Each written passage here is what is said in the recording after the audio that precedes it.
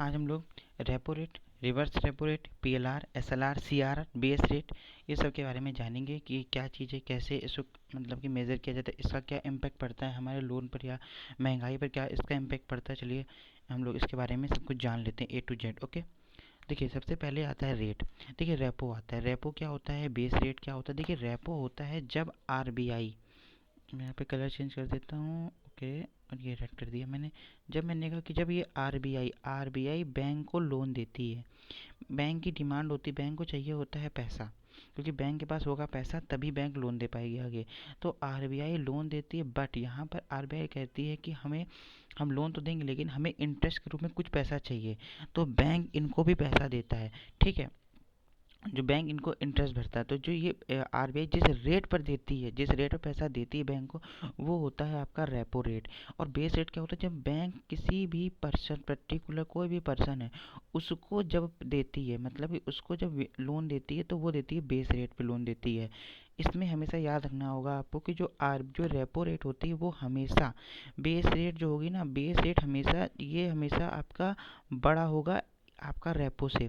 आप खुद समझिए ना कि अगर मान लीजिए 5% हमने इसको बैंक को दिया, आरबीआई ने कहा कि हम तुम्हें 10 रुपये देंगे, उससे तो 100 रुपये देना है तुम्हें, से 5% हमें देना, मतलब कि 5 वापस करना है। तो अगर बैंक को प्रॉफिट तभी होगा जब बैंक पर्टिकुलर पर्सन को, अगर वो 5 पे दे देगी तो बैंक को क्या प्रॉफिट होगा, कोई प्रॉफिट नहीं होगा। तो बैंक यहाँ पर 10% वो पैसा को निकालती है, तो 100 रुपये तो भी सकता है।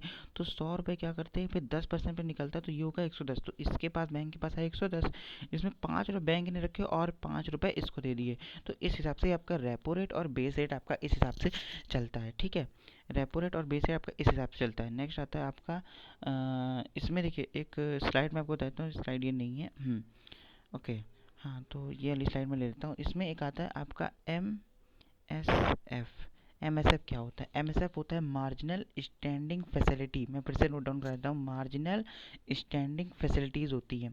एम एस एफ क्या होता है, एम एस एफ के लिए जब बैंक को एक रात के लिए या एक दिन के लिए, एक मतलब पर्टिकुलर 1 डे या रात के लिए, एक दिन के लिए आपको बैंक को पैसा चाहिए होता है, वो आरबीआई से लेती है एक दिन के लिए, ओनली 1 डे के लिए, 1 नाइट या 1 डे के लिए पैसा लेती है। उस पर जो आरबीआई बैंक पर जो उससे ब्याज इंटरेस्ट लेती है, उसे कहते हैं हम लोग एमएसएफ, मार्जिनल स्टैंडिंग फैसिलिटी, जो कि बहुत कम यूज़ होती है, ज़्यादा यूज़ नहीं होती है।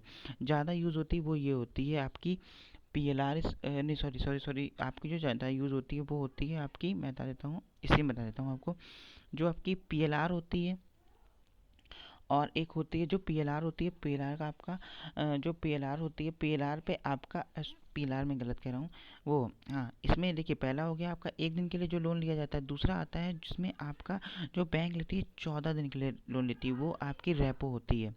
रेपो जो होती है ना आपकी, सॉरी देखिए, जो 14 दिन के लिए होती है वो आपकी रेपो होती है। इस पर मतलब कि आरबीआई पैसा, ये पूछा जाता है क्वेश्चन कि एक वो बताइए स्टेट जिसमें आरबीआई, जिसमें बैंक सबसे ज़्यादा आरबीआई से लोन लेती है, तो वो होती है 14 दिन के लिए मैक्सिमम होता है ये।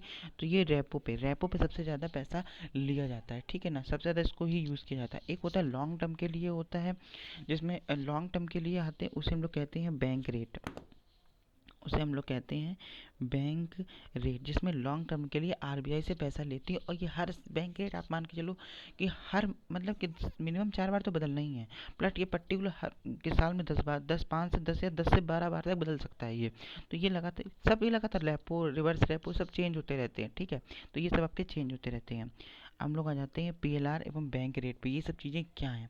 ठीक है, देखिए पीएलआर होता है प्राइमरी लैंडिंग रेट होता है, और एक होता है आपका बेस रेट। अब देखिए ये आता है, ये आपका कोई भी आरबीआई से दोनों टर्म नहीं जुड़े हैं, ये टर्म जुड़े होते हैं आपके आपके पर्टिकुलर सीधे आप लोगों से। समझे कैसे, पीएलआर होता है तुम्हारा प्राइमरी लैंडिंग रेट होता है, और बेस रेट होता है तुम्हारा, ये भी बैंक है, ये अनफेवरेबल कस्टमर को दिया जाता है, और ये फेवरेबल कस्टमर। आप ये कहोगे सर ये फेवरेबल अनफेवरेबल क्या है, मैं बता देता हूँ। ये आपका अनफेवरेबल, ये फेवरेबल, ठीक है ना, फेवरेबल उनको दिया जाता है। अब बात आती है फेवरेबल अनफेवरेबल क्या होता है। फेवरेबल, मान लीजिए आपका बैंक ऑफ बड़ौदा में अकाउंट है, ठीक है, तो और आप उसमें लगातार अपने अकाउंट को मेंटेन कर रहे हैं, पैसा भी खूब ज़्यादा रखते हैं, जमा करते हैं, निकालते हैं, ज़्यादा जमा करते हैं, तो आप बैंक के क्या होगा, एक फेवरेबल हो गए। तो बैंक अगर आप कभी भी आप कुछ, और आपके अकाउंट में पैसा होगा भी, और आपको अगर मान लीजिए लोन चाहिए, ये बात समझिएगा, अगर आपको लोन चाहिए तो बैंक आपको बेस रेट पे लोन दे देगी।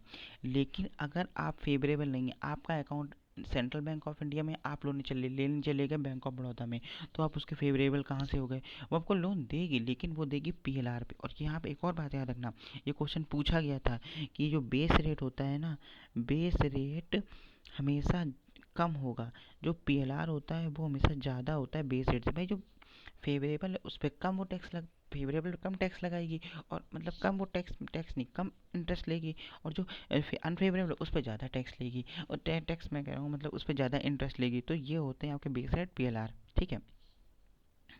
नेक्स्ट आ जाता है आपका सीआरआर, कैश रिजर्व रेशियो।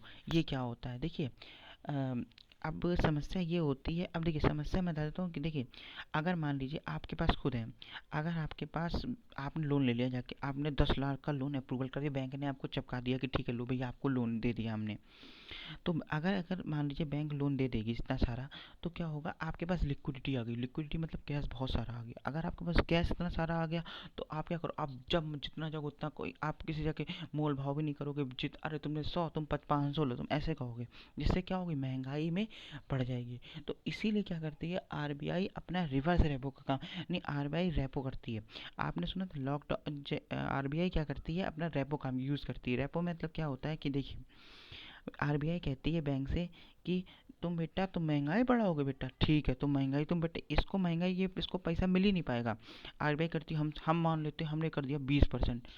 अब तुमने अगर रेपो कर दिया 20%, तो बेस जो पर्टिकुलर अब बैंक है, अब बैंक अगर को प्रॉफिट चाहिए तो या तो 25% या तो 30%, मतलब कि जहाँ पर तुम्हें अभी 105 रुपये देने, 110 रुपये देने, अब तुम्हें 125 रुपये देने पड़ेंगे। 25, ये अगर लाख में तो 25,000 एक्स्ट्रा, तो आप वैसे बोल रही भैया 25,000 कौन देगा, हम नहीं खाएंगे, हमें करना ही है, हमें खर्चा ही नहीं करना, अपना जैसे हैं हम सही हैं, ठीक है। तो इस हिसाब से बैंक लिक्विडिटी को कंट्रोल करती है। इसीलिए रिवर्स रेपो जो होता है एक बहुत बड़ा वो होता है, मतलब कि इनका आरबीआई को पूरी महंगाई को कंट्रोल करने के लिए जो बेस्ट ऑप्शन होता है वो होता है रेपो, जिसमें आता है मॉनेटरी पॉलिसी भी इसी के तहत आती है, वो हम किसी और चीज़ में डिस्कस कर लेंगे, ठीक है। नेक्स्ट आपका ये सीआरआर, ये होता है कैश रिजर्व रेशियो होता है, ठीक है ना। इसमें यहाँ पर आरबीआई इनसे कहती है एनडीटीएल, एनडीटीएल आपने सुना होगा, NDTL net deposit time Fidelity liability, net deposit time liability होती है। इस पर क्या होता है मैं बता देता हूँ। जो सीआरआर होता है, जब बैंक लोन देती है किसी को, तो वो कहता, आरबीआई कहती है आपको आपको एनडीटीएल मेंटेन, आपको जो आपका एनडीटीएल है, मतलब कि नेट डिपॉजिट टाइम लाइबिलिटी है, उसको, तो उसमें से कुछ परसेंट आपको आरबीआई को जमा करना पड़ेगा। और आरबीआई क्या कहेगा कि तुम जमा करोगे, हम तुम्हें उस पैसे के प्रति सिक्योरिटी देंगे। मान लीजिए कोई भाग गया, तुम उसका, जैसे कि नीरव मोदी जी भाग गया, नीरव मोदी भाग गया, तो उसके खिलाफ वो सिक्योरिटी देने का काम करती है एनडीटीएल, ठीक है। तो आप लोग बस इतना मोटा मोटा समझ लो कि क्या रिजर्व रेशियो होता है कि ज़रूरी होता है कि जब बैंक किसी को लोन दे रही है, तो ये आपके पास, बैंक के पास पैसा होना चाहिए। अगर बैंक के पास पैसा नहीं होगा, तो वो आरबीआई क्या करे, जुर्माना चिपका देगी उसके ऊपर, ठीक है। तो यहाँ पे आपको समझ में आ गया। नेक्स्ट आपका आता है एसएलआर, सेचुरेटरी लिक्विड रेशियो होता है। इसमें बस ये वही चीज़ होती है कि वही चीज़ होती है जो हमने बताया उसमें, कि आपको एक, जब आप एनडीटीएल का इतना टोटल अमाउंट आपको इतना रखना पड़ेगा, आपको अपनी बैंक के अंदर इतना अमाउंट रखना ही पड़ेगा, इतना अमाउंट आप नहीं निकाल सकते, ये आपको रखना पड़ेगा, ठीक है। और इसमें, और जो तुम्हारा मैंने था ना सीआरआर, सीआरआर वो चीज़ है जिसमें बैंक को यहाँ, मतलब कि सीआरआर के थ्रू जो आरबीआई होती है उससे कुछ पैसा बैंक से ले लेती है एनडीटीएल का, ठीक है। ये हमेशा कुछ ना कुछ परसेंट चलता है, 3%, 3.5%, 4%, अभी साढ़े 3.75 चल रहा है। तो बैंक से पैसा ले लेती है और रख लेती है, तो बैंक कहती है भैया हमको तो कोई ब्याज दो, हमसे पैसा ले रही हो। तो आरबीआई कहती है हमारी कोई वो अर्ज नहीं है, तुम्हारा पैसा सिर्फ ऐसे सिक्योरिटी हम ले रहे हैं, और नहीं अगर मानोगे तुम्हारे फिर हम कुछ ना कुछ बोला सैंक्शन लगा दिए जाएंगे। सैंक्शन बोले तो मतलब कि बिना मतलब कि वो लगा देंगे, जुर्माना लगा देंगे। और रिवर्स रेपो क्या होता है, रिवर्स रेपो वही होता है, रिवर्स रेपो